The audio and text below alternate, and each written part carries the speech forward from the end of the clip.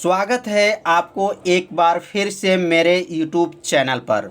तो आज क्लास 12 के जीव विज्ञान चैप्टर 1 चैप्टर का नाम है जीवों में जनन के बारे में आज अध्ययन करेंगे।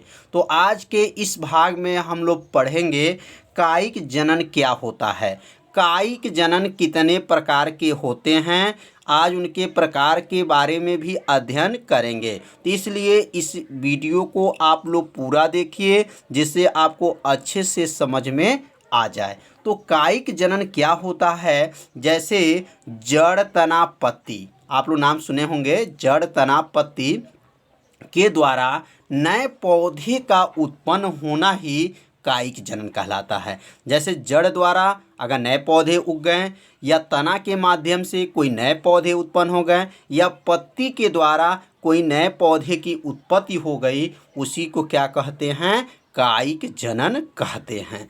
तो यहाँ पर इसकी परिभाषा को अपने कॉपी में लिख लीजिए कि इस प्रक्रिया में मातृ पादप के कायिक अंगों द्वारा नए पादपों का निर्माण होता है। तो अब देखिए इस प्रक्रिया में मातृ माने ये पादप जो होते हैं, जैसे पादप मतलब पौधे, और पौधे के जो कायिक अंगों के द्वारा जो नए पौधे उत्पन्न होते हैं उसी को क्या कहेंगे, कायिक जनन या कायिक प्रवर्धक कहते हैं। जैसे कायिक अंग कौन कौन से होते हैं, तो याद रखें कायिक अंग जो होते हैं वह जड़ होता है, तना होता है और क्या है, पत्ती होता है। तो समझ में आ गया होगा कि कायिक जनन क्या होता है। तो इसे अपने इस परिभाषा को अपने कॉपी में क्या कीजिए, नोट करते भी चलिए। अब हम लोग पढ़ेंगे कायिक जनन के प्रकार। कायिक जनन कितने प्रकार के होते हैं, तो कायिक जनन जो होते हैं दो प्रकार के होते हैं। पहला का नाम है प्राकृतिक कायिक जनन और दूसरा का नाम है कृत्रिम कायिक जनन। तो अब हम लोग पढ़ेंगे प्राकृतिक कायिक जनन। तो प्राकृतिक कायिक जनन के बारे में वीडियो अपलोड कर दिया गया है। यदि उस भाग का वीडियो आप नहीं देखे हैं तो प्लेलिस्ट में वीडियो है, वहां से जाकर के प्राकृतिक कायिक जनन के बारे में आप वीडियो देख सकते हैं। इस भाग में आज हम लोग पढ़ेंगे अब कृत्रिम कायिक जनन। कृत्रिम कायिक जनन क्या होता है, अब इसके बारे में अध्ययन करेंगे। तो कृत्रिम कायिक जनन का मतलब यह होता है कि जो पौधे उगाया जाएगा वो मनुष्य के द्वारा उगाया जाएगा। जैसे एक पौधे को काट करके दूसरे पौधों के द्वारा जोड़ करके नए पौधे का उत्पत्ति जो किया जाता है उसी को क्या कहते हैं, कृत्रिम कायिक जनन कहा जाता है। अब इसका परिभाषा अपने कॉपी में नोट कर लीजिए, कृत्रिम कायिक जनन क्या होता है। तो कृत्रिम कायिक जनन, अभी इसका परिभाषा भी बहुत आसान है, बस थोड़ा सा परिभाषा पे आप ध्यान देंगे तो समझ में आ जाएगा। पौधों में इस प्रकार का जनन, यह क्रिया जो होता है कृत्रिम कायिक जनन, ये पौधों में होता है। तो पौधों में इस प्रकार का जनन मनुष्यों द्वारा कराया जाता है। किसके द्वारा, मनुष्यों द्वारा कराया जाता है। अच्छी किस्म के पौधे प्राप्त करने के लिए पादप वैज्ञानिक कटिंग, लेयरिंग एवं गुट्ठी द्वारा एक पौधे से नए पौधे बनाते हैं। अर्थात जो जनन होता है पौधों में वह मनुष्यों के द्वारा कराया जाएगा। जो अच्छी किस्म का पौधे अगर उगाना चाहेंगे तो क्या करेंगे कि इसमें कटिंग करेंगे, लेयरिंग कर सकते हैं गुट्ठी द्वारा, और नए पौधों का क्या कर सकते हैं, उत्पत्ति कर सकते हैं। उसी को ही क्या कहते हैं, कृत्रिम कायिक जनन। कृत्रिम का मतलब होता है कि मनुष्य के द्वारा बनाया जा सके, और प्राकृतिक का मतलब ये होता है कि ईश्वरीय, जो प्राकृतिक मतलब ईश्वरी के माने ईश्वर के द्वारा जो हमारे जनन होता है उसे हम प्राकृतिक कायिक जनन कहा जाता है। तो अब यहाँ पे कृत्रिम में कितने विधियों द्वारा जो है हम पौधों को जनन किया जा सकता है। तो लिखेंगे कृत्रिम कायिक जनन की जो विधियाँ कितनी हैं, तो अब यहाँ नीचे नोट कर लेंगे। कृत्रिम कायिक जनन की विधियाँ जो हैं निम्न हैं। पहला जो है याद रखेंगे, कलम लगाना। क्या नाम है, कलम लगाना, दाब लगाना, गुट्ठी लगाना, शाखा बंधन, और पांचवा जो है रोपण या पैबंद लगाना। इतनी विधियों के द्वारा से क्या होगा, कृत्रिम काई जनन की क्रिया किया जा सकता है। तो कलम लगाना क्या होता है, कलम क्या है, दाब क्या है, गुट्ठी लगाना क्या है, एक एक बारे में आज बताया जाएगा। और आप लोग अपने कॉपी में इसे क्या कीजिएगा, नोट करते भी चलिएगा, जिससे एक अच्छे से नोट्स भी आपका क्या हो जाए, बन जाए। तो अब हम लोग पढ़ेंगे कलम लगाना। कलम लगाना क्या होता है, तो अब यहाँ नोट करेंगे कलम लगाना या कर्तन, इसको कर्तन भी कहा जाता है। तो अब इसका अर्थ क्या है, तो इसमें लिखेंगे इस विधि में अच्छे विकसित परिपक्व पादपों को शाखाओं पर कुछ तटस्थ कलिकाओं का होना आवश्यक है। जैसे जो पौधे हम लगाएंगे उसकी जो शाखा रहेगा वह परिपक्व होना चाहिए और उसमें कुछ जो कलिकाएं भी होना चाहिए। कलिकाएं मतलब जैसे गन्ना में जो देखे होंगे आँख होता है, आँख होना चाहिए, आलू जैसे होता है आँख होता है देखे होंगे। तो ऐसे ही जो हमारे पौधे की जो कलिकाएं होंगी उसमें क्या होंगे, उसमें कलिकाएं होनी चाहिए। पौधों के अंदर जो हम लगाएंगे काट करके तो उसमें क्या होना चाहिए, कलिका होना चाहिए। और शाखा के भूमिगत भाग को पर्व संधियों से उपास्थानिक जड़ें निकलती हैं। जब इसको जमीन के अंदर जब रख देंगे तो उसके अंदर जो होते हैं उपास्थानिक जड़ें निकलती हैं, उनकी तटस्थ कलिकाएं वृद्धि करके क्या होते हैं, एक नए पादप का क्या करते हैं, निर्माण करते हैं। तो आप लोग अपने घर पर जब गुलाब के पौधे जो होंगे वो भी परिपक्व होंगे, माने बड़े से पौधे होंगे, तो उसके कलिकाओं को काट करके अगर ज़मीन में धंस दिया जाए तो वो भी पौधे के रूप में उत्पत्ति हो जाते हैं। गुलाब हुआ, गन्ना हुआ, गुड़हल हुआ, ये सब क्या हैं, ये सब को जब कलिकाओं को ज़मीन के अंदर जब धंस दिया जाता है तो कुछ दिन में ये उपास्थानिक जड़ें निकलती हैं और उसके द्वारा एक पादप का क्या होता है, निर्माण होता है। अर्थात ध्यान दीजिए, अब यहाँ जो बना हुआ चित्र को जब देखेंगे तो यह गुलाब है। गुलाब के जो यहाँ पे जो कलिकाएं जो काटा गया है, जो देख रहे हैं यहाँ पर पादप के शाखाओं हैं, काट करके ज़मीन में धंस दिया गया है।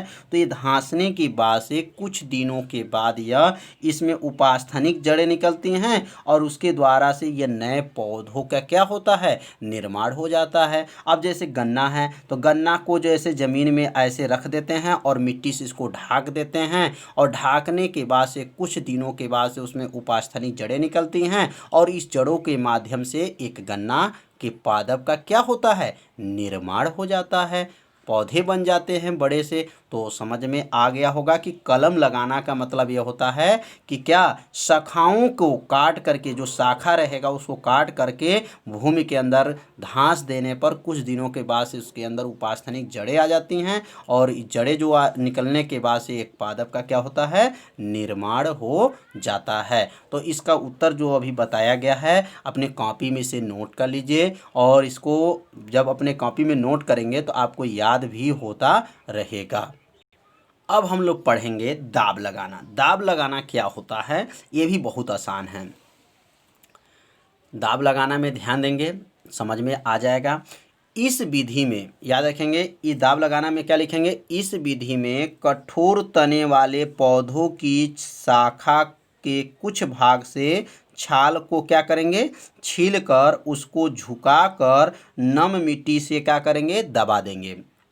अर्थात यह हुआ कि जो कठोर तने होते हैं और उसको जो शाखा होता है उस शाखा पे, शाखा को जो छाल होते हैं छाल को हटा देंगे और हटा करके उसको दबा करके और उसके ऊपर मिट्टी दबा देते हैं। तो कुछ दिनों बाद उससे क्या होते हैं, जड़ें निकल जाती हैं। अब उसमें जब मिट्टी से दबा दिया जाता है तो उसके अंदर जड़ें निकल आती हैं और इस शाखा को मात्र पौधों से काट कर क्या कर लेते हैं, अलग कर लेते हैं। जब उसके अंदर जड़ें आ जाती हैं तो उसको धीरे से काट करके अलग करके और पौधों का दूसरे जगह पे लगा दिया जाता है और एक नया पौधा बन जाता है। तो यहाँ लिखेंगे पौधों से काट कर क्या कर लेते हैं, अलग कर लेते हैं और नया पौधे का होता है प्राप्त हो जाता है। जैसे नींबू होता है, चमेली होता है और अंगूर होता है। ये इसमें दाब लगाने के माध्यम से ही क्या होते हैं, पौधों का, नए पौधों का क्या होता है, निर्माण होता है। तो इसका एग्जाम्पल को अपने कॉपी में लिख लीजिए और इस परिभाषा को भी अपने कॉपी में लिखते चलिए।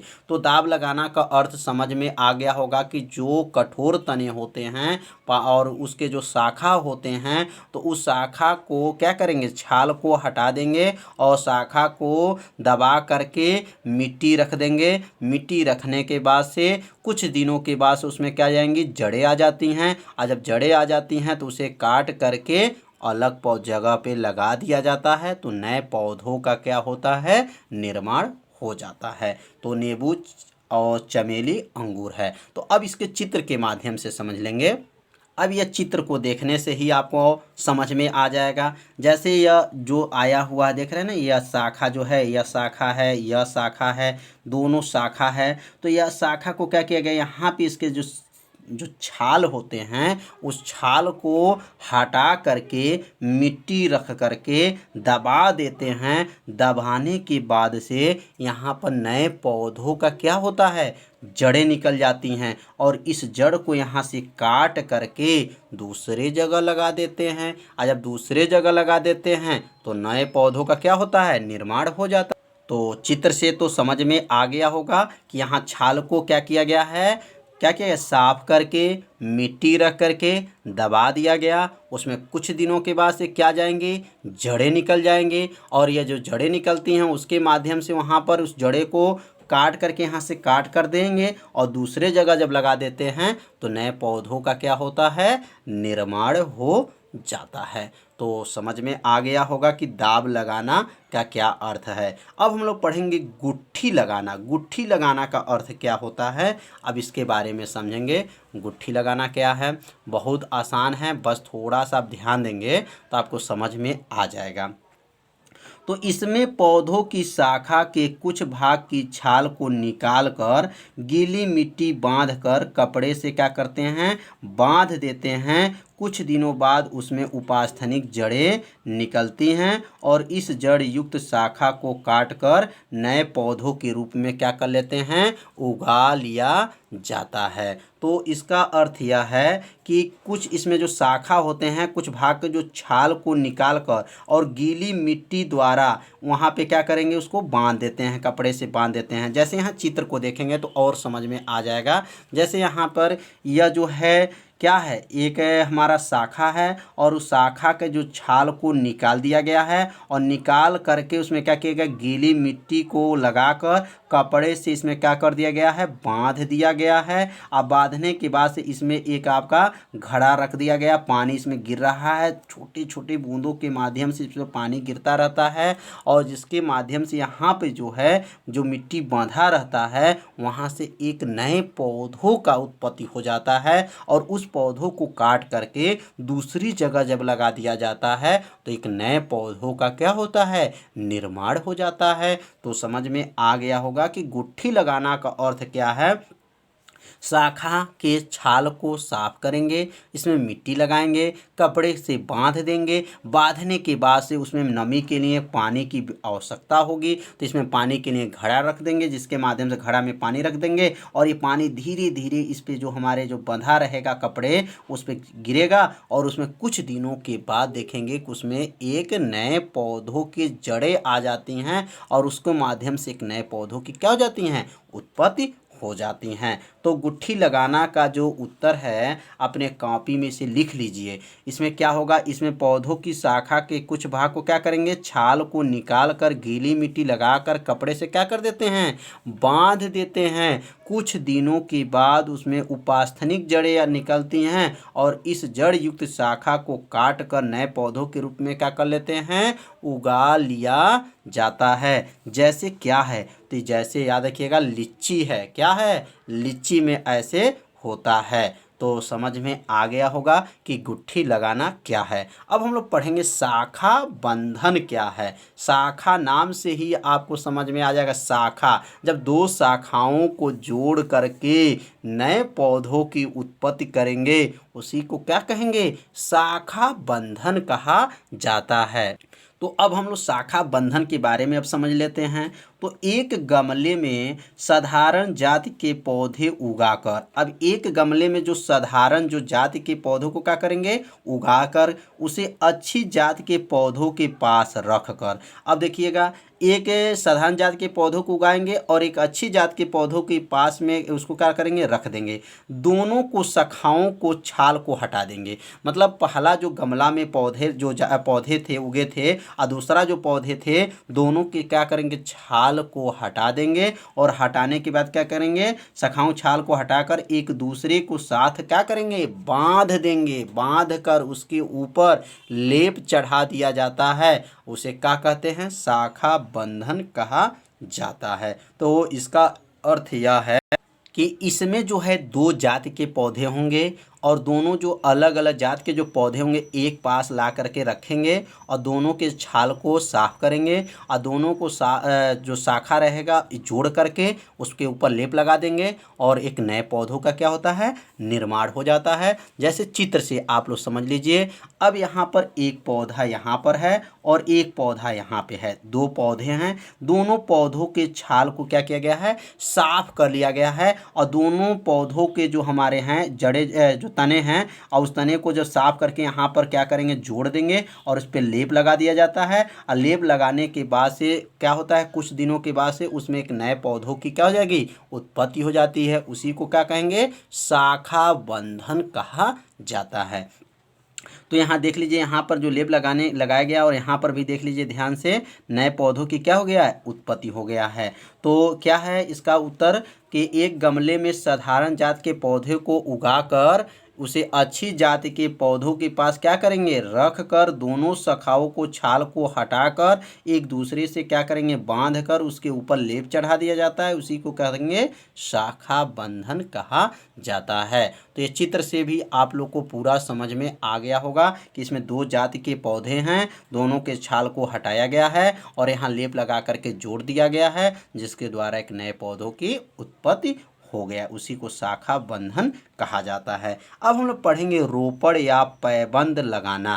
रोपण क्या होता है, पैबंद क्या होता है, इसके बारे में अब अध्ययन करेंगे। तो अब इसमें जो होगा, इस विधि में घटिया किस्म के पौधों को उत्तम किस्म के पौधों को रोपित किया जाता है। तो याद रखिएगा, इस जो विधि में होता है, रोपण विधि में जो होता है, उसमें जो घटिया किस्म के जो पौधे होते हैं और उत्तम किस्म के पौधों के साथ क्या कर देते हैं, उसको रोपित किया जाता है। उसी को रोपण विधि कहा जाता है। तो रोपण विधि तो और आसान है, जिसमें घटिया मतलब खराब किस्म और एक उत्तम किस्म के पौधों को एक साथ क्या कर दें, रोपित कर दें। रोपित करने की विधि को ही क्या कहेंगे, रोपण विधि कहलाता है। और रोपण विधियां कितनी होती हैं, तो रोपण विधियां जो होते हैं याद रखिएगा 3 होती हैं। पहला होता है कसा रोपण, स्फान रोपण और कलिका रोपण। ये 3 जो है रोपण की विधियां हैं और तीनों रोपण की विधियां के बारे में बताया जाएगा।